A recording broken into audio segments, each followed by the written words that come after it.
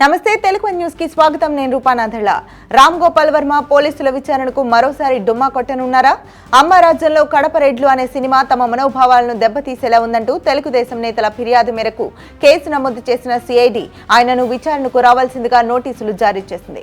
ఆ నోటీసుల మేరకు రామ్ గోపాల్ వర్మ సోమవారం అంటే ఫిబ్రవరి 10 విచారణకు హాజరు కావాల్సి ఉంది. అయితే చివరి నిమిషంలో రామ్ గోపాల్ వర్మ మూవీ ప్రమోషన్స్ కారణంగా విచారణకు హాజరు కాలేనంటూ సిఐడికి సమాచారం ఇచ్చారు. మూవీ ప్రమోషన్స్ తో పాటు ఈ నెల 28న సినిమా విడుదల కూడా ఉందని, అందుకు విచారణకు హాజరయ్యేందుకు తనకు 8 వారాల గడువు ఇవ్వాలని రామ్ గోపాల్ వర్మ కోరారు.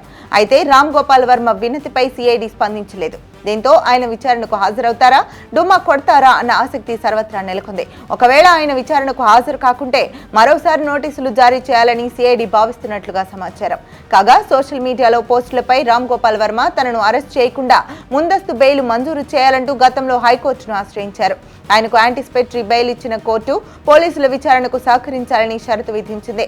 దీంతో ఆయన విచారణకు సహకరించడం లేదని కోర్టు భావిస్తే బెయిల్ రద్దవుతుంది. ఈ నేపథ్యంలోనే రామ్ గోపాల్ వర్మ శనివారం అంటే ఫిబ్రవరి 8 ఒంగోలులో పోలీసుల విచారణకు హాజరయ్యారు. ఆ సందర్భంగా పోలీసులు ఆయనను 9 గంటల పాటు సుదీర్ఘంగా విచారించి అవసరమైతే మళ్లీ పిలుస్తాం రావాలని పేర్కొని పంపించారు. ఆ విచారణ పూర్తవగానే సిఐడి పోలీసులు ఆయనకు నోటీసులు ఇచ్చి సోమవారం ఫిబ్రవరి 10 విచారణకు రావాల్సిందిగా కోరారు. ఈ మేరకు గుంటూరు సిఐడి సిఐ తిరుమలరావు నోటీసులు జారీ చేశారు. ఈ నెల 10న గుంటూరులోని సిఐడి కార్యాలయంలో విచారణకు హాజరు కావాలని వర్మను ఆదేశించారు. ఈ నేపథ్యంలో వర్మ సిఐడి విచారణకు హాజరు కాలేనంటూ సిఐడికి సమాచారం ఇచ్చారు. సిఐడి ఆయన వినతిని అంగీకరిస్తుందా లేక మరోసారి నోటీసులు జారీ చేస్తుందా అన్న ఉత్కంఠ సర్వత్రా వ్యక్తమవుతోంది.